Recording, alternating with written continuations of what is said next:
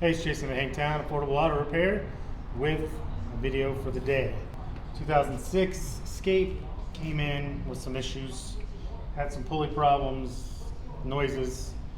I told them that I didn't think it was worth doing anything with because it has a bunch of miles and needs a lot of work. But they wanted to do a tune-up and differential service. So it leaves. Next day we hear from the client making all kinds of noise and died. So had it towed in, and major noise in the number one bank. So we pulled the intake and the valve cover and find these broken journals and lots of sludge. You can actually see inside underneath this camshaft there is so much wear on these journals from not doing oil changes. There's actually light coming through.